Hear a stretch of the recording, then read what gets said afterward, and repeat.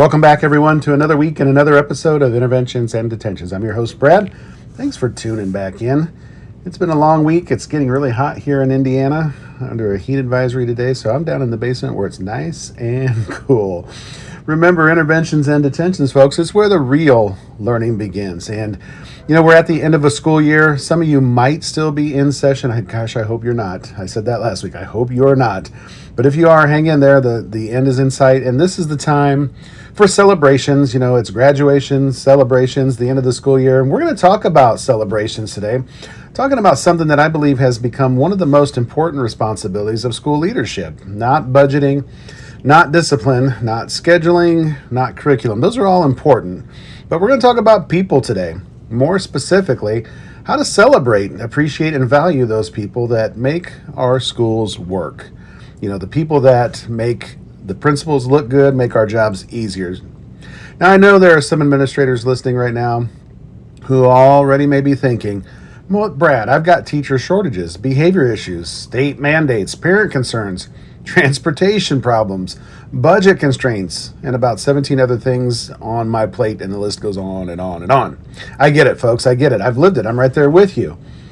The reality of school leadership today is that every day feels like we're balancing 10 priorities while handling 3 unexpected crises right before lunch, right? So when someone starts talking about staff appreciation, it can sound like one more thing to add to an already full plate. But here's what I want to challenge everyone on today. Staff appreciation isn't just another thing, okay? It's connected to everything because every initiative in your school depends on people. Every goal depends on people. Every program depends on people. Every improvement effort depends on people. And if the people carrying the organization are exhausted, discouraged, disconnected, or feel invisible, eventually every other initiative begins to suffer. I want to start with a question. Have you ever had an employee leave and thought, I didn't realize how important they were until they were gone? I know I have. I've had it happen more than once, unfortunately. Maybe for you it was a teacher or a secretary, maybe a paraprofessional, custodian, maybe even a counselor or a bus driver. But whoever it was, we've all experienced it. Someone leaves, and suddenly we realize how much they really contributed, how much they carried, how much they impacted the school culture, how much they influenced students. And often, if we're being honest, we wish we had told them more often. We wish we had thanked them more. We wish we had celebrated them more intentionally. Today's episode is about making sure that we don't wait until people have left to help them understand their value, because appreciation isn't just fluff and stuff. It's really about leadership. And I'd argue it's one of the most powerful retention strategies available to us as school leaders. Let's start by talking about reality for a moment. Not the reality we put on social media, the actual reality. Education's hard right now. I think I've made that pretty clear in almost every episode that I do. It's hard right now. And before someone says education has always been hard, I'll say I agree, okay? I agree with that. It has. But that doesn't mean today's challenges aren't significant. Educators are managing increasing academic needs, increasing social emotional needs, increasing behavioral needs, and increasing expectations all across the board. At the same time, many schools are facing staffing shortages that force existing employees to do more with less. When positions remain vacant, somebody absorbs that work. When substitutes aren't available, somebody absorbs that work. Somebody has to step in. When additional responsibilities emerge, somebody absorbs that work. And eventually, people begin asking themselves a simple question. Is anybody noticing? Is anybody seeing the extra that I'm doing? Not because they need applause or a pat on the back, not because they're seeking attention, simply because they're human. And human beings need affirmation. One of the biggest leadership lessons I've learned in my time is this. Most people don't need more motivation. Most people just need more encouragement. The teachers in our buildings aren't lacking motivation. The paraprofessionals in our buildings aren't lacking motivation. The custodians in our buildings aren't lacking motivation. Even the counselors, nope, they're not lacking motivation. Most of them entered education because they wanted to make a difference.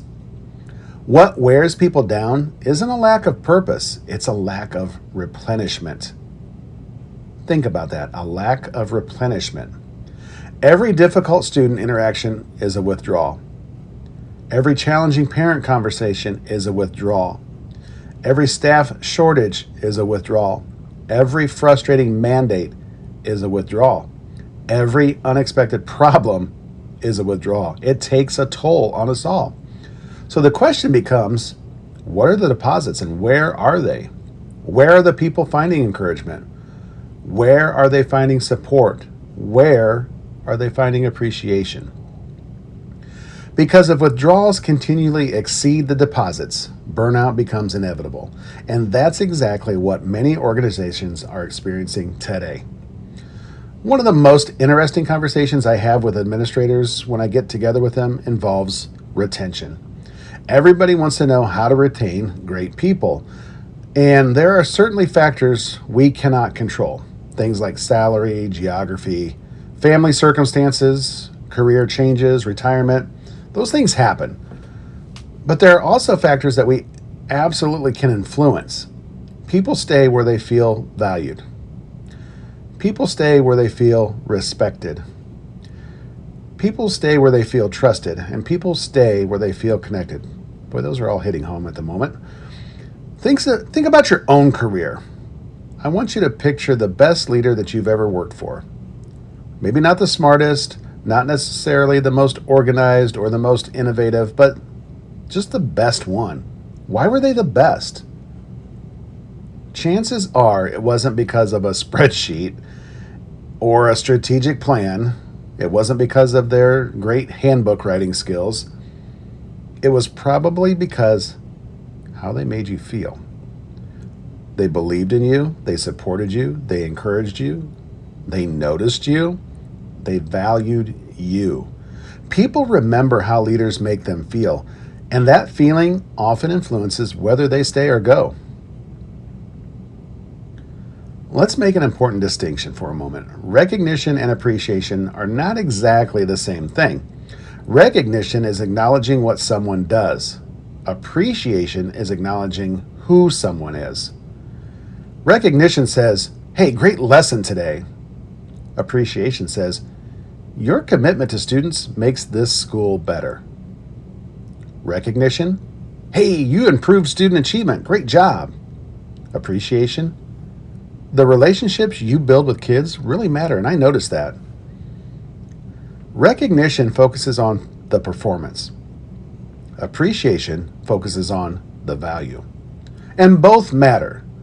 But appreciation often creates deeper connection because it isn't tied to outcomes.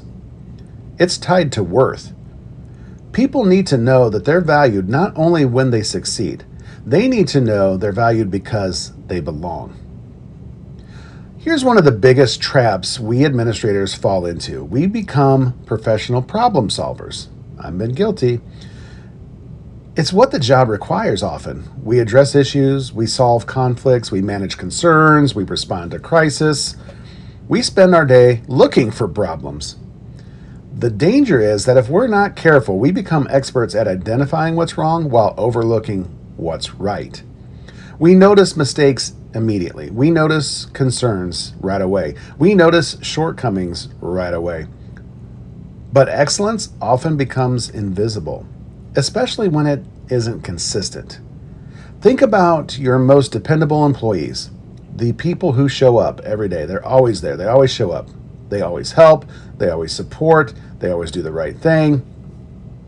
And sometimes they receive the least attention because you've come to expect excellence from them. And that, folks, can be dangerous because dependable people still need that encouragement. Exceptional people still need appreciation. The employees carrying the heaviest load sometimes often need recognition the most. If someone asked me the most valuable resource in a school, my answer is simple, and I think yours would be too. It's people. Not the programs, not our technology, not curriculum. Simply put, people. Programs don't build relationships, people do. Technology doesn't inspire students, well, some it might, but really people do. Curriculum definitely doesn't create culture, the people do.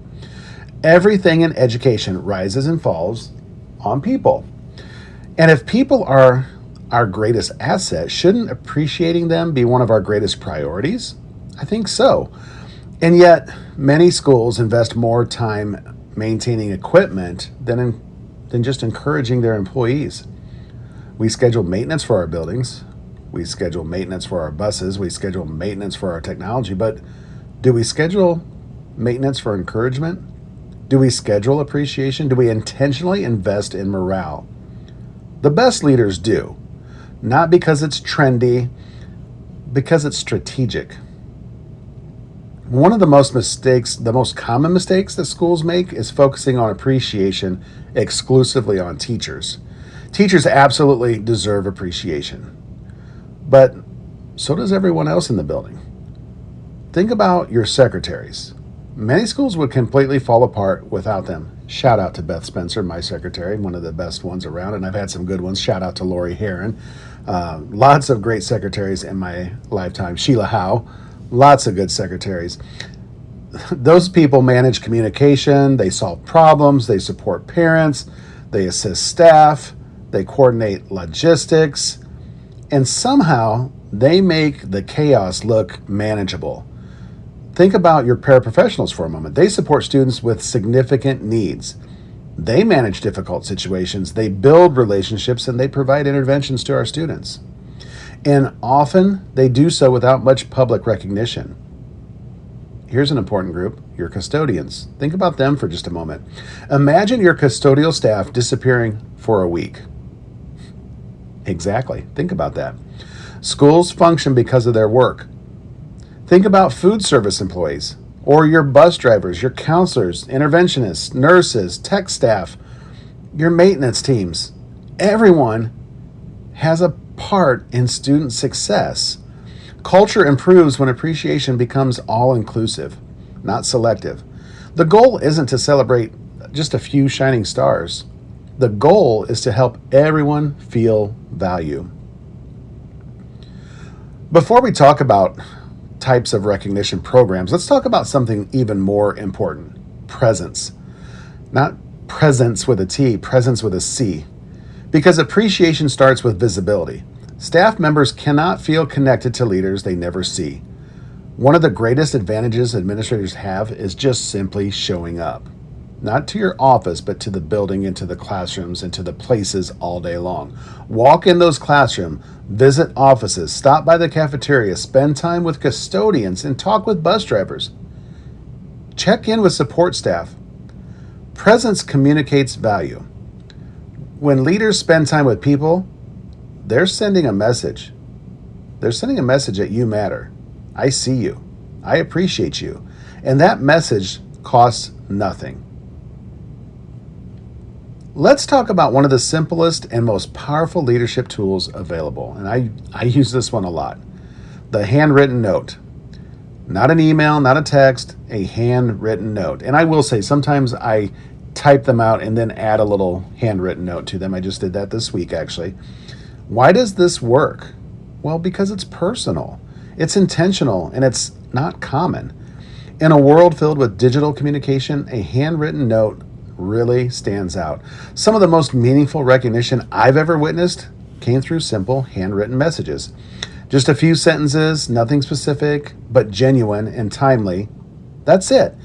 And many people keep those notes for years. I have a whole drawer, like a file cabinet. I don't use files anymore, but I have my file cabinet drawer. It holds memories. That's the only file that's in it, and it's stuffed full of memories. It might be handwritten notes and cards and pictures and things. That's important to me. Imagine writing 3 notes every week, just 3. That's over 100 meaningful touches across a school year. 100 opportunities to strengthen culture, 100 opportunities to encourage your staff and the people that work for you, 100 opportunities to remind employees that their work matters and that they're important. That is leadership. Let's stay with another simple strategy that has tremendous impact: positive phone calls. Now, most of you know what happens when a staff member sees the principal's number pop up on their phone. Their first thought is usually not, I bet Brad is calling to tell me how amazing I am this week. Usually it's more like, oh gosh, what happened? What does Brad want now? What did I do? That's why a positive phone call is so powerful. They're unexpected, they're memorable, and they're personal. Imagine calling a teacher on a Thursday afternoon and saying, hey, I know you're probably busy. I just wanted to tell you, I was in your classroom today and the way that you engaged those students, it was incredible. I left smiling. Keep doing what you're doing. That's a 60-second conversation. Probably not even that. I think that was more like 15 seconds. But think about the impact that that will have for months. 15 seconds. Look what it just gained you. I've also seen leaders call spouses. I've seen them call parents or family members.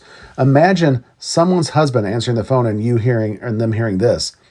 Hi, this is the principal. I just wanted you to know how much your wife means to our school. That is so powerful, because appreciation isn't just about recognizing the person, the employee. It's about helping the people around them understand the difference that they're making. One lesson I've learned over the years is that specific praise always beats generic praise. Think about the difference between these two statements. Hey, great job. And, hey, the way that you calmly handled that student situation today prevented a problem from becoming much, much bigger. Great job. Which one feels more meaningful to you? Yeah, the second one. Why? Because it demonstrates attention. Specific praise tells people, I saw what you did, I noticed your effort, I understand the contribution that you made. Anyone can say good job. Great leaders describe exactly what was good. One challenge I often give administrators is this. When you compliment someone, make sure that you can answer two questions. What did they do? Why did it matter? If you answer those two questions, your praise, it becomes meaningful, folks. Let's address something maybe a little more uncomfortable for a moment. Not all appreciation efforts work. In fact, some appreciation efforts actually damage morale. How, you might ask? Well, because they're disconnected from reality. Every administrator has probably heard the joke, we don't need another pizza party. Now, people will laugh because there's truth in it. I love pizza, don't get me wrong. But staff don't dislike pizza either. They dislike feeling that pizza is replacing something more important: support. There's a huge difference. Imagine a teacher struggling with workload, feeling overwhelmed, unheard, exhausted, and leadership responds with donuts. Donuts aren't the problem. The disconnect, that's the problem. Appreciation can't substitute for support. Support gotta come first, folks. It's gotta come first. Recognition works when employees believe leadership genuinely cares about them. Without trust, appreciation feels just performative at that point. With trust, the appreciation is going to feel a little more authentic. Well, let's talk about the most valuable gift administrators can provide to their staff, and that is simply time. Not a gift card, not snacks or pizza. I love pizza. Not t-shirts, time. Time is often what educators need the most. Think about what 30 extra minutes mean to a teacher. 30 minutes to plan, maybe to do some grading, to catch their breath, maybe to prepare for tomorrow. One of the most impactful things leaders can do is occasionally give time back to teachers or their staff. Cover a class, take a duty assignment, handle supervision, step in and help. These moments communicate something powerful. I see how hard you're working. I understand what you're carrying, and I want to help. Those messages build trust, and trust builds culture. Now, I want to spend a few minutes talking about the people who are often overlooked. This doesn't happen intentionally. Nobody wants to be overlooking staff members. It's just unintentionally. The quiet contributors. Every building has them. The employee who never seeks attention, the one who always volunteers, the employee who quietly solves problems or doesn't make problems, the one who consistently supports others, the employee who never asks for recognition. These people, they're often the backbone of a school. But because they don't demand the attention, they sometimes receive very little. One of the best leadership habits is intentionally looking for people who aren't being celebrated. Ask yourself, who rarely gets recognized? Who quietly makes everyone else's job a little bit easier? Who contributes without seeking credit? That's often where your next appreciation effort must and should go. One-time recognition is nice. Traditions are better. Traditions become part of a culture, and people look forward to them. People talk about them. People remember them. Maybe it's a monthly coffee cart, a traveling trophy, Friday shout-outs, staff birthdays, employee spotlights, and shout-outs. The specific tradition matters less than the consistency. When recognition becomes predictable, culture becomes stronger. The key is sustainability. Don't create something that you can't maintain. Small and consistent beats elaborate and occasional every single time. Let's get really extremely practical for a moment. Here are 30 ideas administrators can implement soon. Not all at once. Just choose a few. Write some handwritten notes. Make some positive phone calls. Create a staff spotlight. Share positive parent feedback. Share positive student feedback. Celebrate those birthdays. Celebrate work anniversaries. Provide preferred parking. Deliver some coffee. Create a snack cart. Love the snack cart. Offer Jeans Day. Really, I feel like every day should be Jeans Day, so every day needs to be a Jeans Day. Provide breakfast for them. Celebrate personal accomplishments. Recognize community involvement. Create peer nominations. Create a gratitude wall. Highlight staff members in newsletters. Feature staff on social media. Cover their class. Take a duty assignment. Celebrate growth. Celebrate teamwork. Celebrate innovation. Celebrate resilience and kindness and consistency. Celebrate their service and their leadership, and celebrate their effort. Simply say thank you more often. Notice something. Most of these ideas that I just mentioned cost little or nothing at all.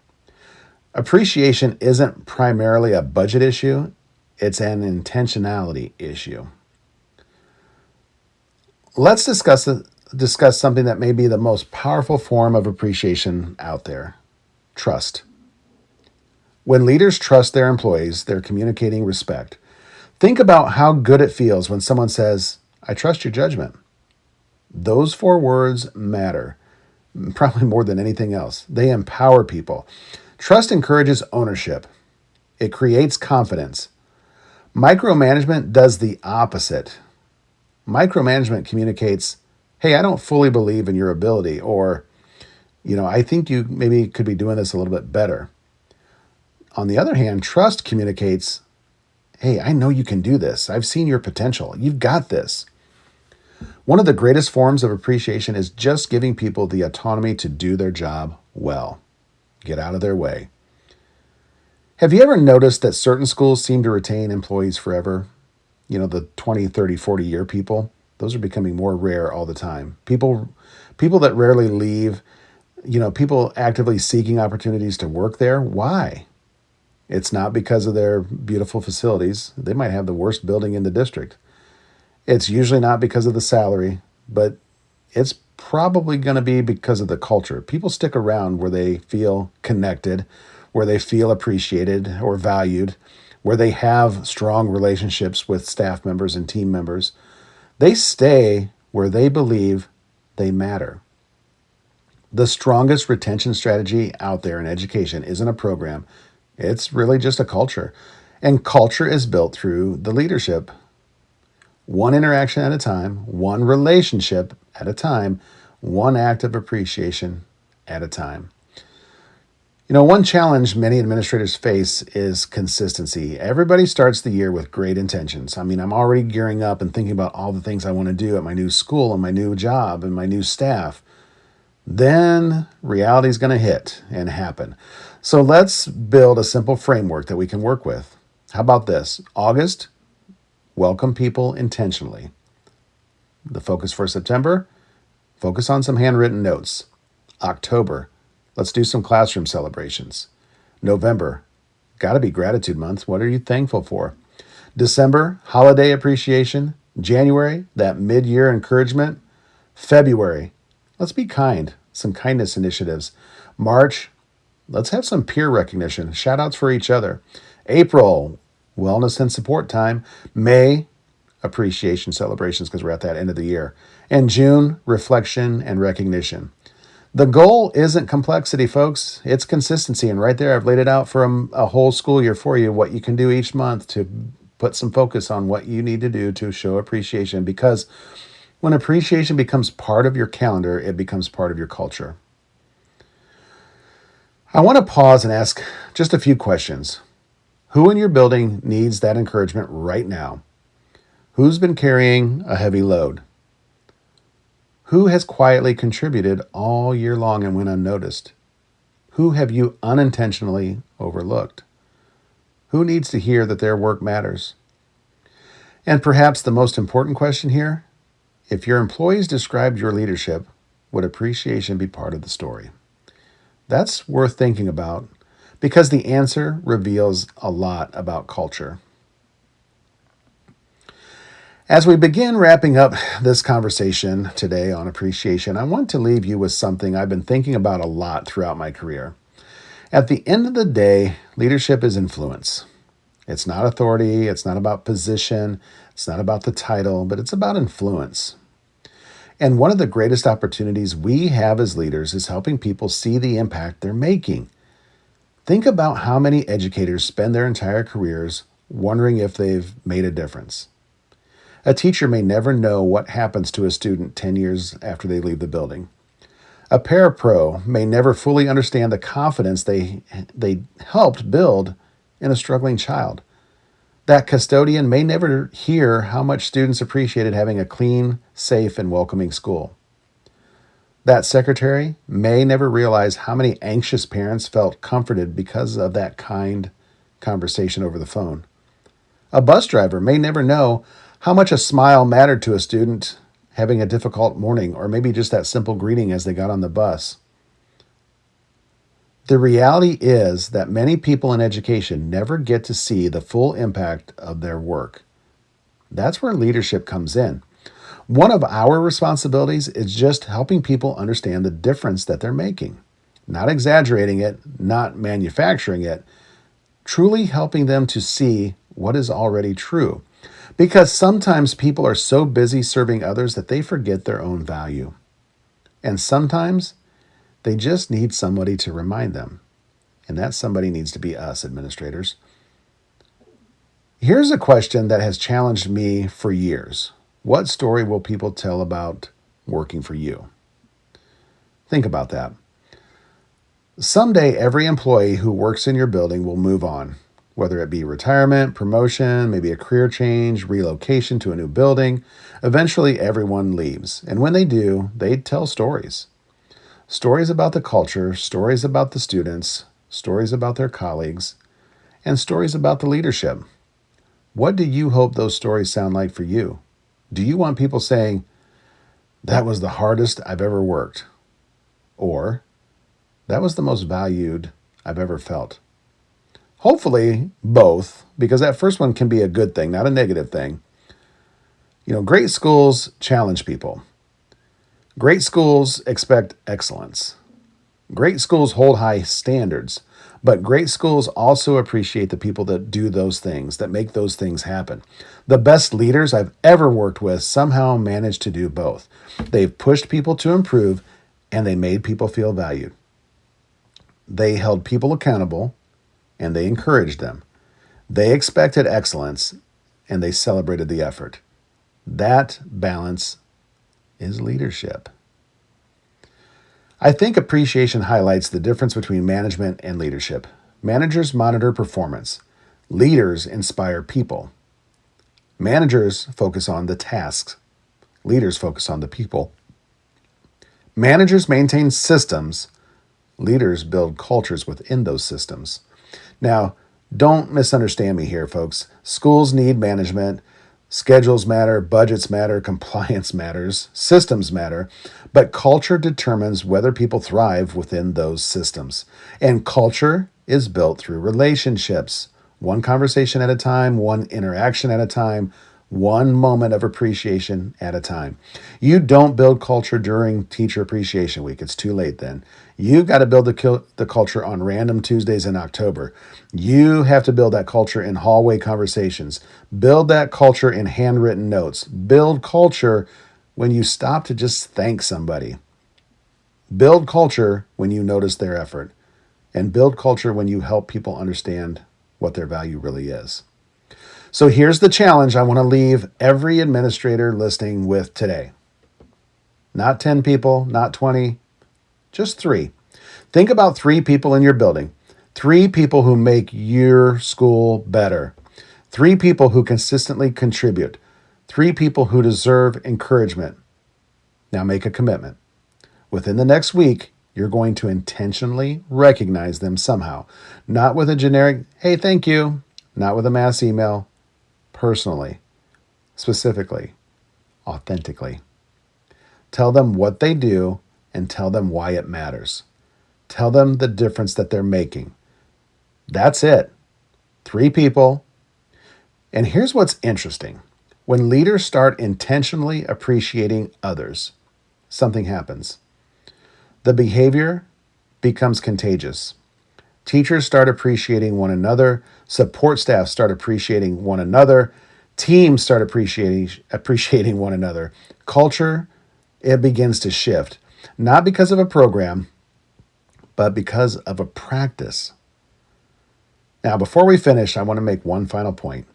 Appreciation is not about being nice. It's not about avoiding those difficult conversations, because you still have to have those too. It's not about lowering your expectations. It's not about becoming everyone's friend. In fact, some of the strongest leaders I've ever known were also some of the most appreciative. They held high standards, they expected that excellence, and they addressed problems directly. But they also made sure people knew that they were valued. Appreciation and accountability are not opposites. They're partners. The best cultures have both. People know what's expected, and they know that they're appreciated. People are challenged, but yet they're supported. People are held accountable, and they're encouraged. That, folks, that's the sweet spot. That's where great leadership lives and thrives. As we close today, I want to return to where we started. Staff appreciation isn't fluff. It's not extra, definitely not optional. It's not something we do when we just have some spare time. It's really just leadership. Because every person in your building wants to know something. Do I matter here? Do they see me? Does my work really make a difference? Do you value what I contribute? And every day, through our actions, our words, and our presence, we answer those questions that our staff are asking of themselves. The question is whether we're answering them intentionally. Because here's what I know. People who feel valued give more. People who feel appreciated stay longer. People who feel supported take more risks. People who feel connected invest more deeply. And when those things happen, schools improve. Students benefit, communities grow stronger, and the work becomes more meaningful for everyone involved. And with that, I want to thank everybody for joining me again this week for another episode of Interventions and Detentions with your host, Brad. We're on episode 2:36, folks. We're winding down. I'm going to be getting ready to take a summer break here pretty soon, but I've got a couple more episodes lined up with some very special guests. One next week that I'm not going to give away just yet, but if you listen to season 1, you're going to love episode 237. And that's all I'm going to say. And probably the final episode for the season will be, I won't say who yet, but I will encourage you, if you've never heard of the program called Book Blast by Reading is Fun, check it out. Especially if you're in elementary school, I've been doing the Book Blast program for the last 3 years in my building, and I'm going to continue it wherever I go. It's a great program that puts books in the hands of every kid in your building with very little effort. And I would just encourage you, check out Book Blast and get ready for probably episode 238 on what Book Blast is and how to get started with it. Very fun program. So if today's conversation hit you, struck you, resonated with you at all, I'd encourage you to share this episode with maybe other school staff, principals, assistant principals, superintendents, maybe your instructional coach or counselor, teacher leaders even, anyone responsible for building culture within a school. And as you head into your next staff meeting or gearing up for that fall staff meeting, maybe your next classroom visit, your next hallway conversation, remember this. People rarely get tired of being appreciated. They often do get tired of feeling invisible. Be the leader who notices all the things. Be the leader who encourages all the people. Be the leader who celebrates things and people. Because great schools aren't built again by programs. They're built by people, like we said at the beginning. And people thrive where appreciation lives. And with that, until next time, keep leading, keep learning, and above all, folks, keep making a difference. Thank you for all that you do. This has been Interventions and Detentions with your host, Brad. Remember, it's where the real learning begins. See you next Friday.